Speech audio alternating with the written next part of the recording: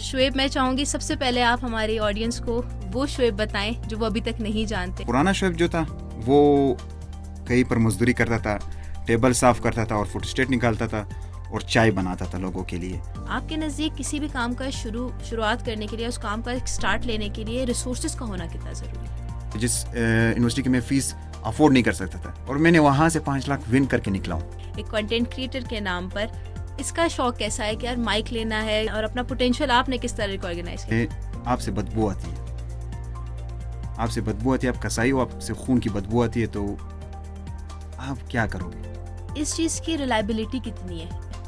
हर time आपको social media कमा के नहीं देती। लोगों की ये सोच है कि सोशल मीडिया आपको अर्निंग देती है। इस पॉडकास्ट के थ्रू मैं अनाउंस कर देता हूँ कि मैं जोंग के साथ बलूचिस्तान से मैं फर्स्ट कंटेंट क्रिएटर हूँ। 2026 के टीवी स्क्रीन पे आऊँगा। अस्सलाम वालेकुम नाजरीन, मैं हूँ फातिमा दहकान और खुशामदीद कहती हूँ आपको दी स्टोरी टेलर स्टूडियो के पॉडकास्ट में। आज एक ऐसी कहानी आपके लिए लेकर आई हूँ कि जिसके बारे में आपने बहुत सुना होगा, और अगर नहीं सुना तो आज उस कहानी को जानेंगे और पहचानेंगे उस शख्सियत को। मेरे साथ मौजूद हैं बलूचिस्तान के उभरते हुए टैलेंट शुएब नूरजई। आइए उनसे उनकी कहानी सुनते हैं और उनके बारे में जानते हैं। अस्सलाम वालेकुम शुएब, कैसे हैं आप? खैरियत से? अल्हम्दुलिल्लाह, कैसी हैं आप? ठीक ठाक? अल्हम्दुलिल्लाह बिल्कुल ठीक ठाक, आप खैरियत से? शुक्र है अल्हम्दुलिल्लाह। शुएब, मैं चाहूँगी सबसे पहले आप हमारी ऑडियंस को वो शुएब बताएं जो वो अभी तक नहीं जानते, या अगर कोई शुएब को अभी तक नहीं पहचानता तो शुएब अपने आप तारुफ कैसे करवाएंगे? सबसे पहले आपकी टीम का शुक्रिया जो इस वक्त आपने मुझे इनवाइट किया। और शुएब की कहानी कुछ अलग है। अगर आपने सोशल मीडिया पे देखी होगी तो उसके हाथ में कैमरा होगा, ड्रोन कैमरा होगा और बहुत कुछ चीज़ें होंगी, और लोगों को ये लगता है कि शुएब ने ये चीज़ें बिल्कुल बस जैसे बाप की कमाई से हम कह सकते कि वो ली है, जो कि आइडियोलॉजीज लोगों की बनी होती हाँ, है कि जो आ गया है वो। आज तक मैंने कोई भी ऐसी चीज़ अब्बू के पैसों से नहीं ली। यानी हम कहेंगे अब मेरे अब्बू ने अभी तक मेरे लिए पहला कंप्यूटर मुझे मामू ने गिफ्ट किया था, और वो भी उसकी बच्चों ने जवानी गुजार दी थी, पर मेरे पास नहीं था और अब्बू ने आखिर तक नहीं लेके दी। पर हाँ अल्हम्दुलिल्लाह खुद कमाया और ख़ुद वो कर रहे, इन्वेस्ट कर रहे हैं इसी चीज़ों पर। और पुराना शुएब जो था वो कहीं पर मजदूरी करता था, टेबल साफ़ करता था और फुटस्टेट निकालता था और चाय बनाता था लोगों के लिए। वहाँ उन लोगों का भी शुक्रिया जिन्होंने मुझे काम सिखाया। और उसके साथ साथ स्लो मेरी जो जर्नी है, up and down middle class family का बच्चा होना एक हमारे माशरे में गुनाह जैसा है। बिल्कुल ऐसा, लोग बड़ी मुश्किलात होती है, अप्रोच रखते हैं उनके लिए। बहुत ज़्यादा मुश्किलात है हर इंसान के लिए। मेरी तालीम जो है FSC है, मैट्रिक मेरे रेगुलर है। और अगर हम कहें मैंने 8 क्लास में मजदूरी स्टार्ट की, यानी मैं उस टाइम तकरीबन 16 साल का था जब मैंने मजदूरी स्टार्ट की, वो भी बग़ैर पैसों की। मुझे दिन के 200 के 100 रुपये मिलते थे, उस तरह मैं करता था। और मेरे वालिद साहब तो ऑलरेडी मैंने एक स्टोरी अपलोड की थी प्ले बटन के हवाले से, तो उस पर मेरे वालिद साहब वैसे कसाई हैं, और कसाई के बेटे होना मेरे फ़ख्र की बात है। एक टाइम तो मैं बहुत ज़्यादा शर्माता था जब मैं स्कूल में था, क्योंकि लोग मजाक उड़ाते थे कि भाई यार कसाई का बेटा है, हट जाओ यार। यहाँ तक कि जो मेरे टीचर्स थे, स्कूल टीचर्स, वो भी हमसे नफरत करती थी, क्योंकि अब्बू जब हमें लाता था तो अब्बू मुर्गी की गाड़ी चलाता था, उसमें सुबह लोड होते थे मुर्गियाँ और हम उतरते थे, स्कूल जाते थे।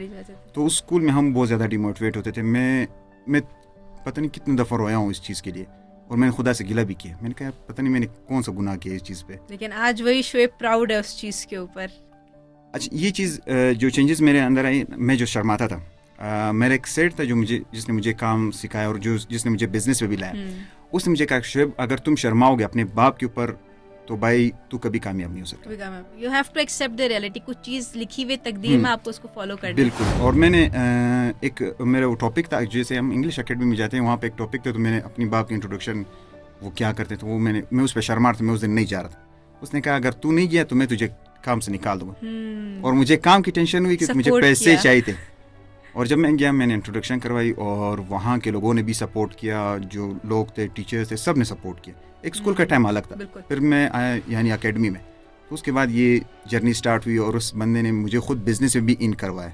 एंड 1 लाख रुपए से उसने मुझे पार्टनर किया। अब्दुल समद नाम है उसका, मैं बहुत शुक्रिया अदा करता हूँ। आज मैं शुएब प्रिंटर्स का ऑनर हूँ और अल्हम्दुलिल्लाह। और दूसरा बिजनेस भी अभी मेरा इंशाल्लाह ब्रांड आने वाला है ड्राई फ्रूट से रिलेटेड, जो कि हम कोयटा के हैं, तो ड्राई फ्रूट हमारे पास बहुत हमारी ज़्यादा पहचान है, बिल्कुल हमारी ऐसा है। पहचान है, तो इंशाल्लाह इस पे हम आएंगे और ड्राई फ्रूट को लॉन्च आज करेंगे। वाला शुएब अपने बचपन वाले शुएब पे प्राउड फील कर रहा है आज कि बिल्कुल। हाँ, जो मैं हूँ वो उसी वजह से हूँ। जो आपका एक फेयर था, आपने उसको बेसिकली फेस किया कि नहीं, मुझे एक्सेप्ट करना है इस चीज़ को। और एक चीज़ जो बचपन ने सिखाई न, अब डर नहीं लगता किसी चीज़ से।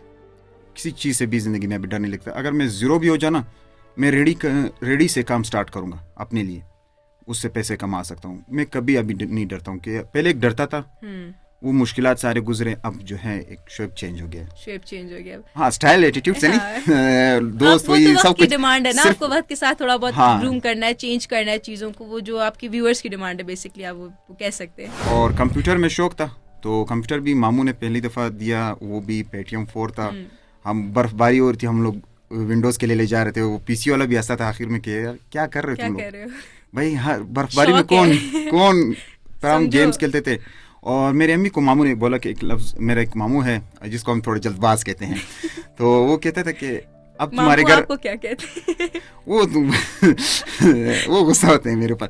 तो उसने कहा, मेरे अम्मी को कहा कि अभी आपने ये गम ले आए हो अपने घर में, ये हर दिन लड़ाई होगी, पढ़ाई नहीं होगी, कुछ भी नहीं होगी। और वो उसी तरह हमने कुछ पढ़ा नहीं और हम लोग सिर्फ गेम्स खेलते। तो मेरे अम्मी को कहा कि आपने अभी गम ले आए हो, तो वही गम अब हमारी पहचान बन गई। कंप्यूटर सीखा और सब कुछ, और आखिर तक मैं जहाँ फुटस्टेट का काम सीखने गया था ना, वहाँ मैंने फुटस्टेट की मशीन नहीं सीखी, क्योंकि मेरा शौक कंप्यूटर में था।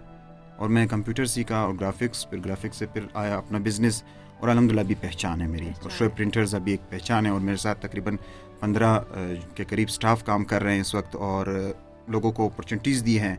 और मैं 6 महीनों के लिए एक लड़के को, यानी एक स्टूडेंट को सेलेक्ट करता हूँ, उनको प्रॉपर काम सिखाता हूँ, और बिल्कुल फ्री में सिखाता हूँ, और वो चला जाता है। और मेरे आधे से ज़्यादा स्टूडेंट्स अब अफगानिस्तान में हैं, और एक ईरान में है, वहाँ पे अभी काम कर रहे हैं, एक अपना बिजनेस रन कर रहे हैं। तो एक वो है कि मुझे जो मुश्किलात नज़र आई, अब मैं वहाँ पे फ्री दे रहा हूँ। पर अब लोग ज़्यादा नहीं सीखने चाहते हैं, वो लोग बस रेडी चाहते हैं कि बस कुछ मिले तो रेडी हलवा हो, बस हम खा लें। अच्छा शोएब, इसमें ये मुझे बताइएगा कि जिस तरह आपने बात की ना कि आपने कंप्यूटर की तरफ आपका इंटरेस्ट था, आपने उस चीज़ को फील्ड को चूज़ कर लिया, एजुकेशन से आपने जब अपनी तालीम हासिल की, तो अचानक से ये ख्याल कैसे आया कि यार ये जो आज जो शोएब दुनिया देख रही है एक कंटेंट क्रिएटर के नाम पर, इसका शौक़ कैसा है कि यार माइक लेना है, बात करनी है, कैमरे के आना है, और अपना पोटेंशियल आपने किस तरह को ऑर्गेनाइज किया कि मुझ में ये ताकत है, मैं ये काम कर सकता हूँ? मैंने जब ज़िंदगी में पहला, यानी पिक्चर अगर हम कहें या अब पहली वीडियो कहें, तो वो मैंने एक अपनी ट्यूशन बाजी थी,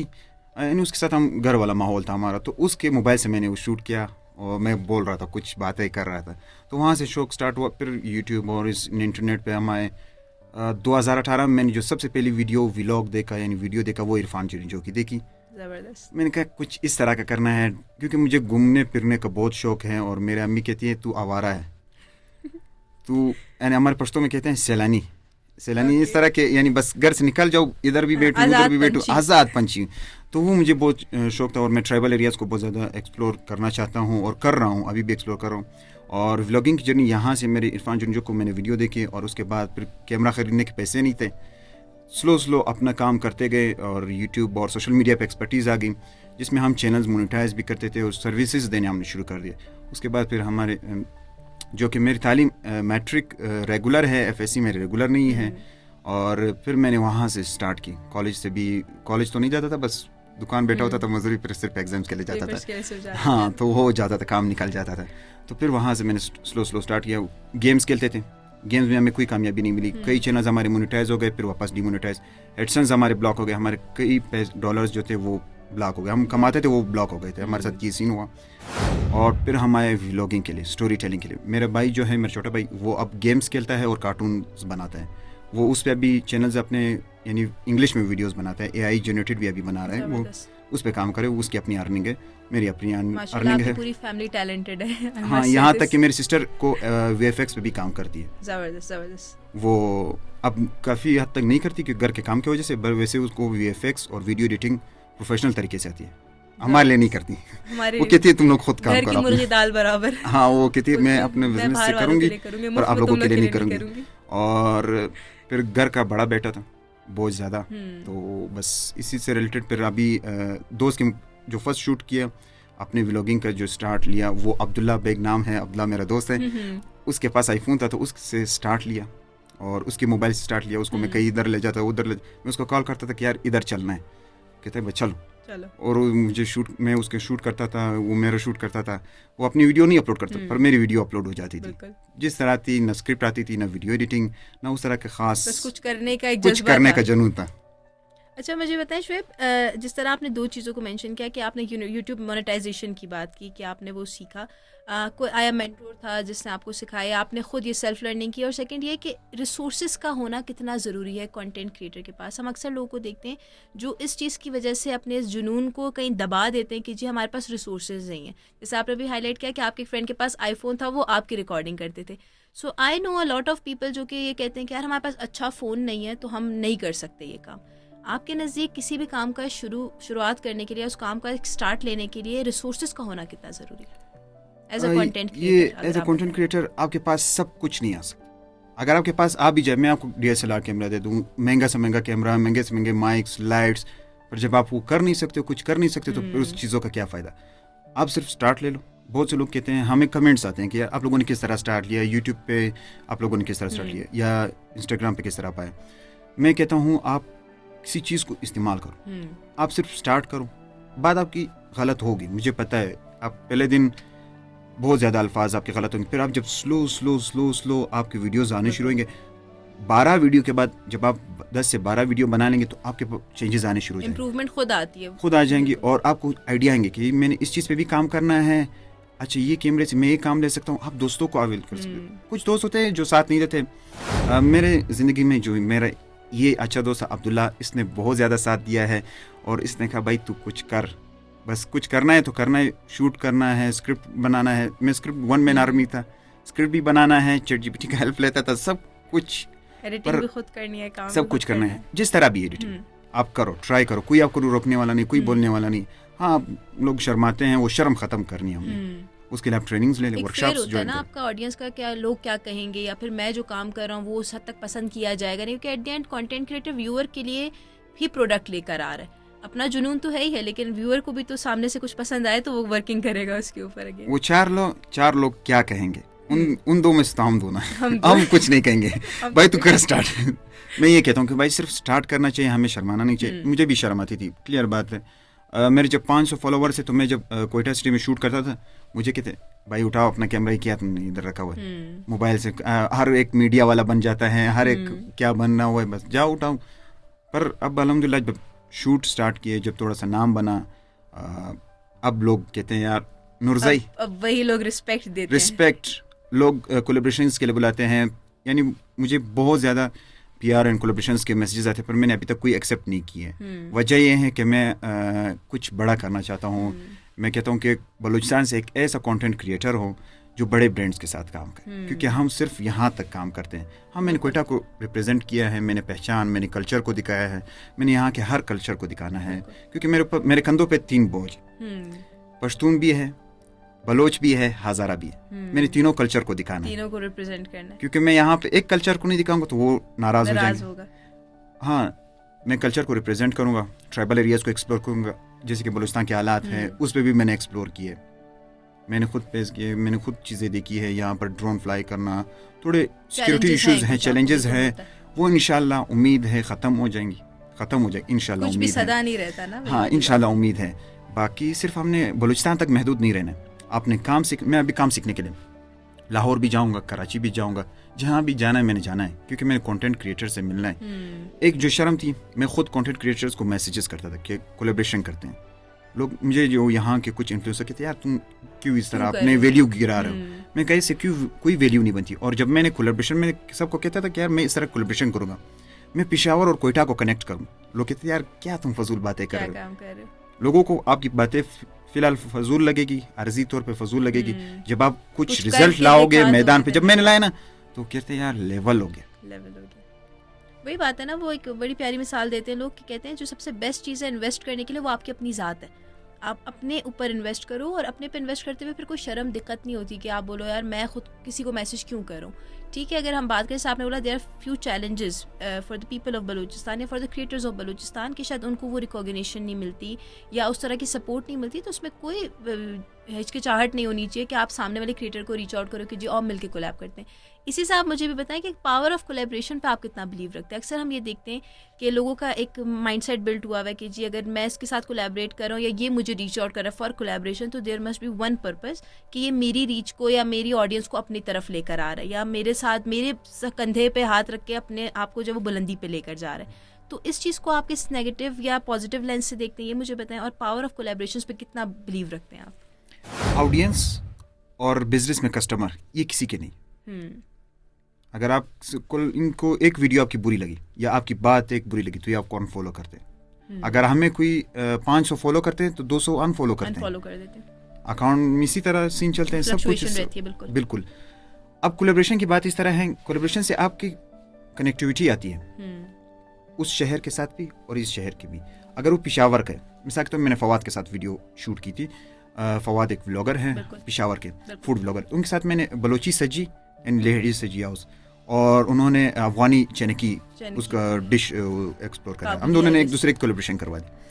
तो अब कोयटा की आवाम ने उस डिश को देखा और पेशावर की आवाम ने इस डिश को देखा, और वहाँ के फॉलोअर्स मेरे पास भी आए और यहाँ के फॉलोअर्स उसके पास भी गए। न्यूट्रलाइज हो गई ना चीज़। अब मेरे थ्रू से फवाद को बहुत ज़्यादा लोग, बलूचिस्तान के बहुत ज़्यादा लोग जानते हैं। स्पेशली मुझे बासित ने कहा था, एबी व्लॉग्स, जो मेरे लिए इस वक्त बलूचिस्तान में कहता हूँ यार वो लेवल है। अगर कुछ अच्छा कर रहा है, पॉजिटिव काम कर रहा है, खुद बहुत पॉजिटिव है। और उसने कहा कि यार शुएब, मैं फवाद को नहीं जानता था, आपके कोलैबोरेशन की वजह से मैं उसको जान चुका हूँ। अब तेम हालम तेम फूड है पेशावर के, वो मुझे नहीं जानते थे।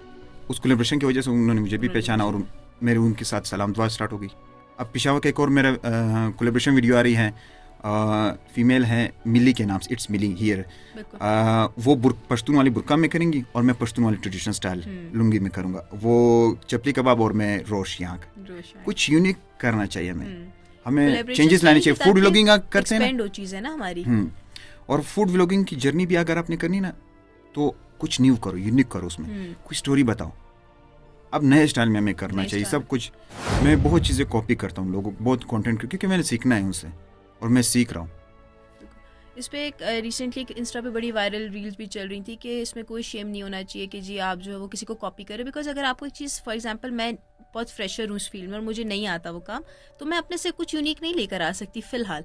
तो मेरे लिए बेहतर ये है कि मैं लोगों को कॉपी करूँ, मैं देखूँ वो किस तरह काम करे, ताकि एटलीस्ट मैं एक दफ़ा मैदान में आ तो जाऊँ, लड़ना सीखती रहूँ। वो बोलते ना, वो जंग के औजार मेरे हाथ में आने तो आए, फिर उसके बाद मैं काम की तरफ आऊँ या जंग की तरफ आऊँ कि बोलूँ भाई एक पूरी फील्ड है, एक पूरा काम है। और सर आपने कोलैबोरेशन की बात की, I totally agree with this कि ये चीज़ हमारे पास होनी चाहिए। कि अब अगर मैं बलूचिस्तान की, आप शायद खुद भी इस चीज़ की तायद करें कि बलूचिस्तान के 1000 लोग हैं जिनको हम नहीं जानते कि शायद वो अपनी कैपेसिटी में बहुत अच्छा काम करे, तो हम आउट ऑफ बलूचिस्तान बाकी प्रोविंसेस या आउट ऑफ पाकिस्तान के लोगों के साथ हम कैसे कोलैबोरेट कर सकते हैं या काम कर सकते हैं। हमें उनका कोलैबोरेशन से ही पता चलेगा कि अच्छा ये बंदा इस नीश पे काम कर रहा है। अब मैं बहुत से लोगों को जानती हूँ जिनको आप नहीं जानते होंगे, आप बहुत सौ को जानते होंगे जिनको मैं, तो इस चीज़ से आप इकट्ठे ग्रो कर सकते हैं। एक चीज़ जो मैंने देखी थी ना, कोयटा की जो कोलैबोरेशन में करवा रहा था, मुल्तान और लाहौर वाले थोड़े से घबरा गए।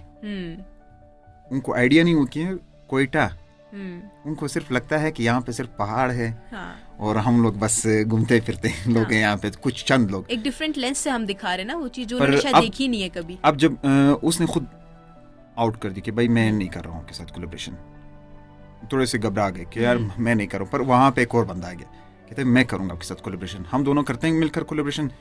कोयटा की पॉजिटिव इमेज हम दिखाएंगे।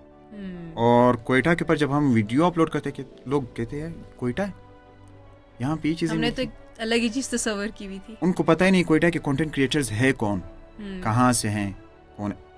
आपको अगर मैं बता दूं कि हमारे बलूचिस्तान का एक फोटोग्राफर है अरबाब नियामत कासी, वो इंटरनेशनल फोटोग्राफर है, उसने कितने अवार्ड्स विन किए। हालांकि हमारे यानी हम कहते हैं दुश्मन मुल्क है इंडिया, वहाँ आर्ट्स गैलरी में यारों की पिक्चर लगी हुई, वो वर्ल्ड उसने 3 दफ़ा उस पिक्चर पर सिर्फ अवार्ड विन की, टॉप 10X में आए हो। बलूचिस्तान के लोगों को उनको पता ही नहीं है हमारे बारे में। तो हमें खुद इंट्रोड्यूस कराना चाहिए। करवाना पड़ेगा। और अब अल्हम्दुलिल्लाह बलूचिस्तान में बहुत ज़्यादा चेंजेस आ रहे हैं। और एक चीज़ वो भी होती है ना, हम एक बात करते हैं कि आर्ट का कोई धर्म नहीं होता, कोई कल्चर नहीं होता, ये एक content creation is again an art. आप इसको जो है वो बाउंड नहीं कर सकते कि जी सिर्फ ये। और आपके नज़दीक मुझे भी बताएं शोएब कि अक्सर हम ये चीज़ देखते हैं कि लोग बहुत क्रिटिसिज्म भी सुनने को मिलता है। एज इन्फ्लुएंसर ऐसा या कंटेंट क्रिएटर ये हो ही नहीं सकता कि आपके पास सिर्फ एक पॉजिटिव आर्मी हो जो आपको सपोर्ट करे।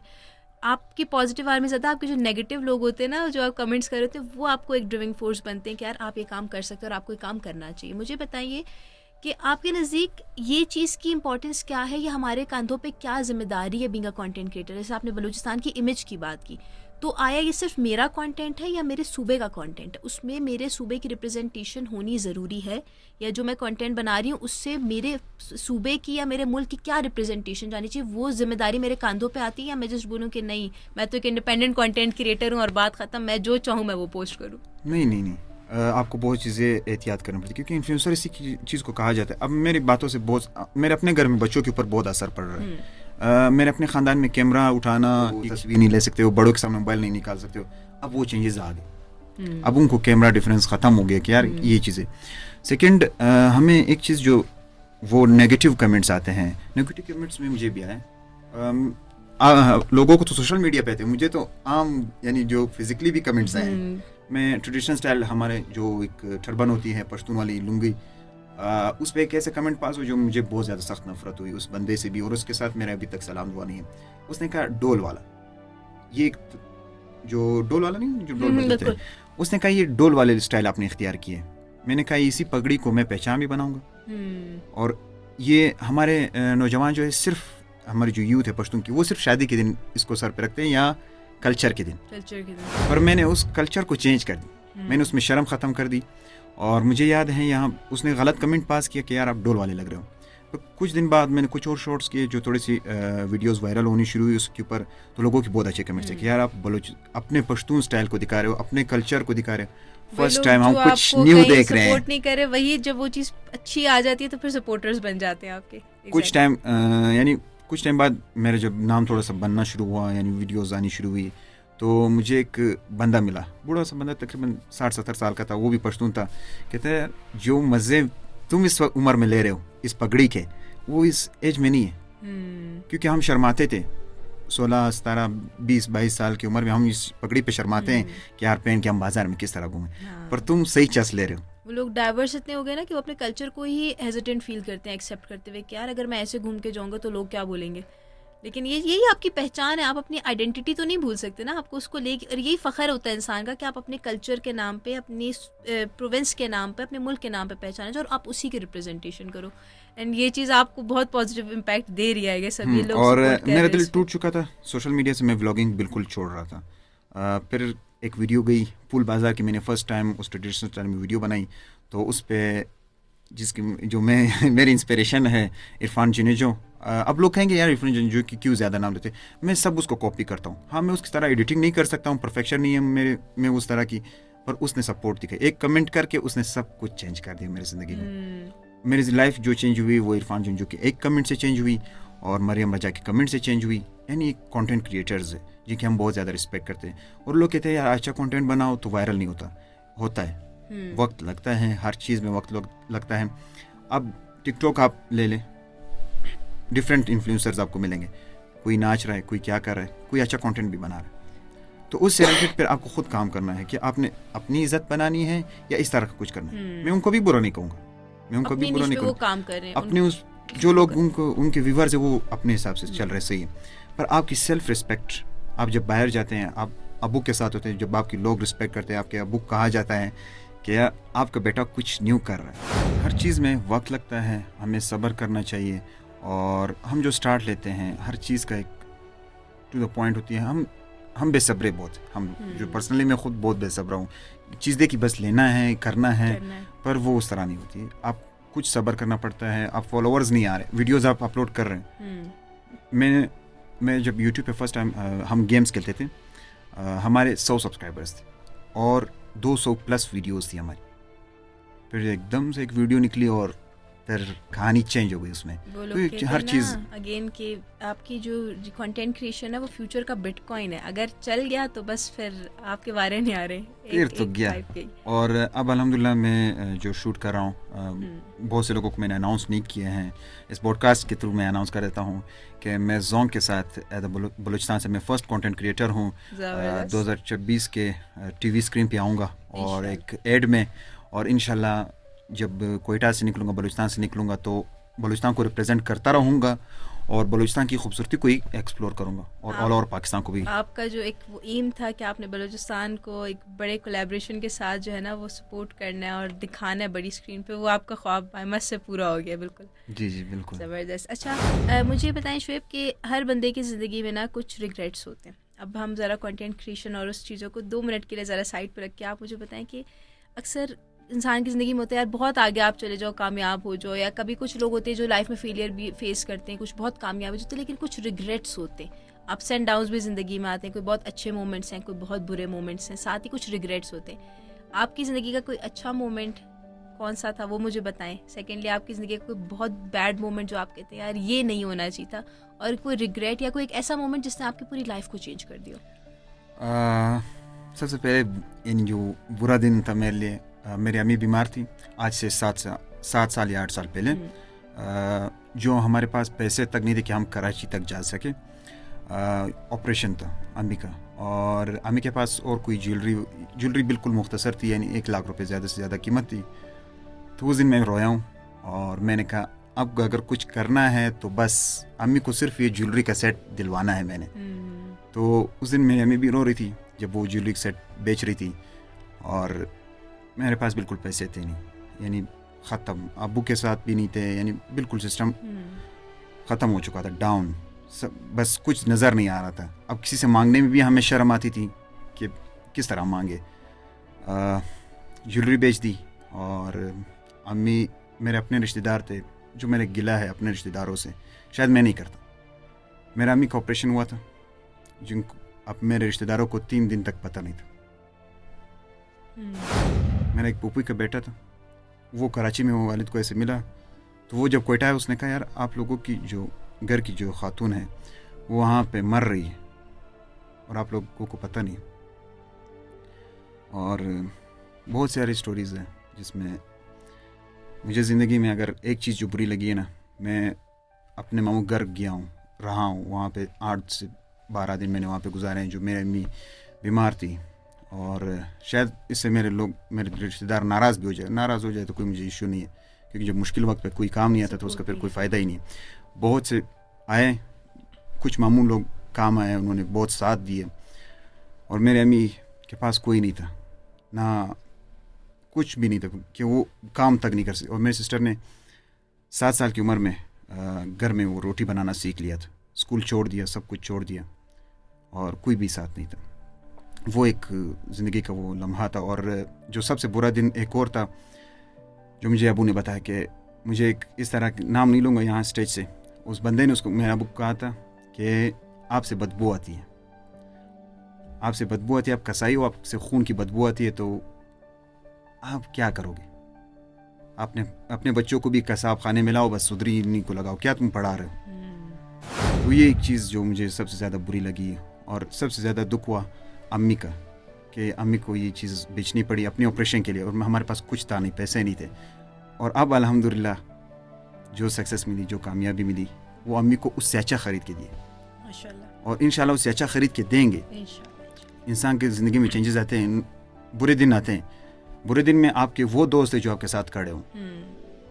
मेरे साथ मेरा अब्बू था, हम कोई बात करें ना अब्बू के सामने, हमें कोई नहीं डांटता, अब्बू नहीं डांटता, कहते हैं तुम लोग करो जो करना है, तुम लोग अपनी मर्जी के मालिक हो। सपोर्ट है आपकी, आपके फादर आपके फ्रेंड की तरह एक तरह से। हाँ, पर जो सबसे ज़्यादा जो मेरी अम्मी थी वो रोई हैं, और अम्मी की जो बाकी रिलेटिव्स है वो पैसों वाले हैं, तो अम्मी को थोड़ा सा बुरा फील करवाते हैं कि हमारे पास तो पैसा है। पैसा सब कुछ नहीं है, पर बहुत कुछ भी है। हर चीज़ पैसे से नहीं ख़रीदी जाती। अल्हम्दुलिल्लाह अभी जब चेंजेस आए, मुश्किल वक्त में मेरे साथ कोई खड़ा नहीं था। जब मैंने चेंजेस लाए, जब मैं हर अचीवमेंट लेता हूँ तो मैं एक शेयर करता हूँ, वो इस वजह से मैं चेक करता हूँ कि कौन खुश है, कौन नाराज़ है। है। ऑडियंस, आप जब कुछ कर रहे हो ग्राउंड में आप किसी को पता नहीं, एफर्ट किसी को नजर नहीं आती, रिजल्ट ही देखता है सारा। रिजल्ट सब देखते हैं, आपकी भाग दौड़ किसी को पता नहीं कि क्या कर रहा है क्या नहीं कर रहे, पर सबको ये यहाँ पे आइडिया होता है कि हाँ अचीवमेंट जब हो जाती है फिर आपके पास सब कहते हैं हाँ मैं तो यही कह रहा था कि यार आपको ये करना चाहिए था, मैं आपको सपोर्ट कर रहा था, पर वो उस टाइम कोई नहीं कर रहा होता है। और मेरे अम्मी इस वजह से मेरे लिए रोई कि कहते कहाँ कि तुमने कमाना है ना तो इस दिन के लिए कमाना है कि सबके चेहरे नजर आ जाए। मैं ये कह सकती हूँ कि आपका वर्स्ट डे जो है वही आप उसका ऑपोजिट बिल्कुल आपका बेस्ट डे लाइफ का होगा कि जब आपने वो सब अपनी जो है चीज़ों को अचीव कर लिया जो एटलीस्ट आपका एक ड्रीम था, आपकी ज़िंदगी के बेहतरीन दिनों में से वो एक दिन था। और कोई रिग्रेट्स शुएब, हर बंदे की लाइफ में कहीं ना कहीं कोई रिग्रेट रह जाता है, कोई ऐसा रिग्रेट जो आपको लगता है यार ये चीज़ पहले कर ली होती या ये चीज़ ना की होती या थोड़ा पहले शुरू कर दिया होता? ये शायद मैं अभी बोलता कि कर लेता, पर हर चीज़ वक्त के साथ होती है, हर चीज़ वक्त के साथ होती है। वो एक अफसोस जो गुजर गया सो गुजर गया। सिर्फ मुझे वहाँ के दर्द याद है जो मुझे हुए हैं, जो मैंने अपनी अम्मी को देखा है, कितने ऑपरेशंस हुए, मैं वहाँ उनके साथ कोई लेडीज़ तक नहीं थी, मेरी अम्मी हॉस्पिटल में अकेली पड़ी होती थी, मैं उनको उठाता था। एक डॉक्टर थी, हिंदू डॉक्टर थी, वो अम्मी के पास आई कि आपके साथ कोई लेडीज़ नहीं है, आपके साथ बच्चे हैं। उस डॉक्टर को मैं आज तक सल्यूट करता हूँ। और मैं अभी रिसेंटली गया हूँ उनके पास, मैं गिफ्ट लेके गया हूँ, मैंने कहा आपको जो एहसान है ना, उसने खुद अम्मी की हेल्प की और कहा आपके लिए नर्स खड़ी रहेगी 24 आवर, कोई नहीं था साथ में। सिर्फ वहाँ पे लोग आपके पास आते हैं जहाँ पे बस एक जो इस दुनिया में नोट की ना, अगर कहा जाए ना लोग मर जाते हैं फिर हम कहते हैं यार अच्छा था, वो चीज़ ज़िंदगी में उसके ज़िंदगी में हम कुछ नहीं करते, तरस जाते हैं हम सुनने के लिए कहीं ना कहीं। अच्छा शुएब, ये भी मुझे बताएं कि आपके नज़दीक एक कंटेंट क्रिएटर होते हुए हम आजकल देख रहे हैं कि इस चीज़ का रुझान लोगों में बहुत ज़्यादा बढ़ता जा रहा है। हर दूसरा बंदा कोशिश करता है कि यार मैं अब कंटेंट क्रिएशन की दुनिया में आ जाऊँ, मैं काम करूँ, और लोगों का सिक्का चल भी जाता है अक्सर दफ़ा। लेकिन इस चीज़ की रिलायबिलिटी कितनी है, ये कितना रिलायबल काम है, और इसके साथ किसी और बिज़नेस का होना या किसी और वर्किंग का होना, कोई हम जिसको बोलते हैं फिक्स्ड आपकी जो एक अमाउंट आती रहती है जिसको आप बोलते हो कि यार ये मेरी एक सेविंग है या ये मेरी एक सिक्योरिटी अमाउंट है, इस चीज़ का होना कितना ज़रूरी है? हर टाइम आपको सोशल मीडिया कमा के नहीं देती। लोगों की ये सोच है कि सोशल मीडिया आपको अर्निंग देती है, आपको उतनी अर्निंग नहीं मिलती सोशल मीडिया से जितने आपको स्पॉन्सरशिप मिलते हैं। वो बाय चांस आपको मिल जाए तो किसी महीने ज़्यादा काम है, किसी महीने नहीं है तो आपको बिजनेस करना चाहिए, साइड बिजनेस लाजमी है, मल्टीपल बिजनेस लाजमी है, आप छोटा मोटा कारोबार स्टार्ट करो लाजमी है। तो अब आप कोई काम इस तरह का कर रहे हैं अपने इस वक्त तो कंटेंट क्रिएशन के साथ तो मैं एंटरप्रेन्योरशिप में अगर ऐड करता जाऊँ शुएब पेनाफ्लेक्स, जो कि मैं फ्रीलांसिंग करता था, अब नहीं करता हूँ क्योंकि मेरे यहाँ पे मसरूफियात बहुत ज़्यादा हो गई, तो इस वजह से मैं अभी नहीं करता हूँ। शुएब पेनाफ्लेक्स जिसमें हम प्रिंटिंग सर्विसेज देते हैं, मुख्तलिफ NGOs के साथ हम वेंडर हैं और गवर्नमेंट के साथ हम वेंडर काम करते हैं, कॉन्ट्रैक्टर्स भी हैं हम, तो इस रिलेटेड हम काम करते हैं। और अब इंशाल्लाह एक ब्रांड लॉन्च होने वाला है मेरा ड्राई फ्रूट का, और ये फर्स्ट ऐसा बिजनेस होगा जो इसकी फ़िज़िकल शॉप कोई नहीं होगी, बल्कि ये ऑल ओवर पाकिस्तान और एशिया में डिलीवरी इसकी होगी। शुएब, आखिर में मैं पूछना चाहूँगी कि वो यूथ जो इस जर्नी की तरफ आना चाह रही है या उनका जो है विज़न है किसी भी ज़िंदगी की चीज़ को लेकर के, वो या तो स्टार्ट नहीं ले रहे हैं या फिर उनका विज़न नहीं है या कुछ भी, क्या पैगाम देना चाहेंगे?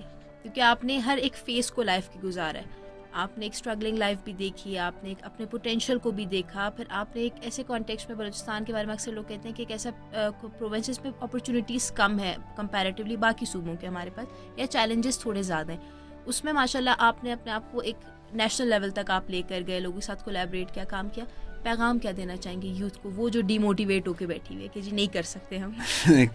अगर करने पे है तो बहुत कुछ कर सकती है, स्पेशली बलूचिस्तान के। और अगर यूथ हम बात करें, पाकिस्तान तो कर रही है पर बलूचिस्तान वाले नहीं कर रहे हैं, अगर कर भी रहे हैं तो वो बिहाइंड द कैमरा कर रहे हैं, ऑन द स्पॉट नहीं कर रहे।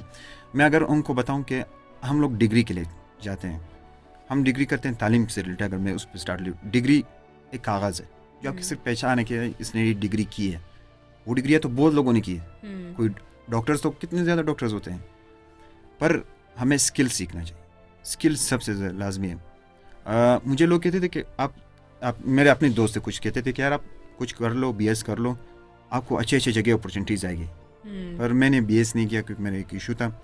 जिस यूनिवर्सिटी में मैं एडमिशन फ़ीस नहीं भर सकता, जिस यूनिवर्सिटी की मैं फ़ीस अफोर्ड नहीं कर सकता था, वहाँ पे स्टूडेंट्स 5 लाख 6 लाख रुपए देते हैं, पढ़ते हैं, और मैंने वहाँ से 5 लाख विन करके निकला हूँ। जबरदस्त। NIC ब्यूटम्स नेशनल इंक्यूबेशन सेंटर है, वहाँ पे एंटरप्रेन्योरशिप के से रिलेटेड ट्रेनिंग्स आपको दी जाती है। तो मैंने मेरी शनाख्त मेरे कारोबार में मैंने वहाँ पे $500,000 का ग्रांट विन किया वहाँ पर। तो इससे ये साबित होता है कि आपको सिर्फ स्टडीज़ पे फोकस नहीं करना चाहिए, आपको स्किल लाजमी है। स्किल पे आप हर जगह जा सकते हैं। और मैंने बहुत से ट्रेनिंग्स NGOs के लिए से वो किए हैं, ट्रेनिंग्स ली हैं, जिसमें अब मेरे ऊपर अब एक इंटरनेशनल डॉक्यूमेंट्री बन रही है। स्विट्ज़रलैंड की एक ऑर्गेनाइजेशन है ITC, international trade centre. Next month में ये रिलीज़ हो जाएगी ये डॉक्यूमेंट्री। तो अगर मैंने NGOs के साथ काम किया है, मैंने कुछ किया है, तो मैं स्किल की वजह से सिर्फ सेलेक्ट हुआ हूँ। विदाउट स्किल कुछ भी नहीं। आप अगर आपको वीडियो एडिटिंग है, आप वीडियो एडिटिंग से भी निकल सकते हैं। आपके जिस फील्ड में आप अच्छे काम कर सकते हो, डिमांड आजकल स्किल्स है, यानी स्किल्स। स्टडीज़ हाँ कर लेनी चाहिए, अच्छी है, डिग्री भी अच्छी है, पर ज़्यादा फोकस उस पर नहीं होना चाहिए। स्टडीज़ पे यानी तालीम पे इतनी ज़्यादा फोकस नहीं होना चाहिए जितना आपको यहाँ पे होना चाहिए स्किल पे, क्योंकि तालीम आपको वो चीज़ नहीं दे सकती जो आपको स्किल दे सकती है। अभी अगर मैं गलत हूँ तो ये चीज़ हम देखते हैं कि लोग जो ज़्यादातर फोकस अपनी CGPA पढ़ाई तालीम उस पर करते हैं, लेकिन अच्छी बात है वही आप बात है, लेकिन उससे ज़्यादा जो है वो स्किल्स पे फिर काम नहीं करते, उस चीज़ को रिप्रेजेंट नहीं कर नहीं पाते। तो representation is important at the and. क्या आप उस चीज़ को किस तरह पेश कर रहे हैं? हाँ, स्किल सीखो बस भाई, स्किल स्किल स्किल स्किल। दुनिया स्किल्स की है, स्किल्स की है। अगर मैंने एक बुक डिज़ाइन की थी शेख बिन जायद के लिए, जो कि कमांडर साहब ने मेरी अपनी डिज़ाइन सेलेक्ट की। उन्होंने कितने डिज़ाइनर से वहाँ पे जो ऑलरेडी स्टडी करके सीख कर आए थे, और मैं प्रैक्टिकल लाइफ में सीख कर आया था।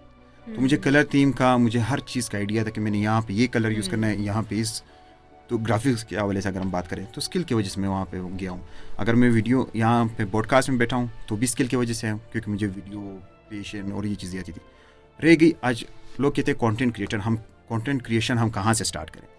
मैं अगर आपको मशवरा दूँ तो टिकटॉक से स्टार्ट करो, क्योंकि टिकटॉक पे आपके 100% चांसेस है कि आप वायरल हो सकते हो। और खुदा के लिए वॉइस ओवर से निकलो, ऑन द स्पॉट आ जाओ, खुद बोलो। आप अगर ब्रांड के साथ काम करना चाहते हो, बड़े ब्रांड्स के साथ, तो भाई वॉइस ओवर से निकलना पड़ेगा।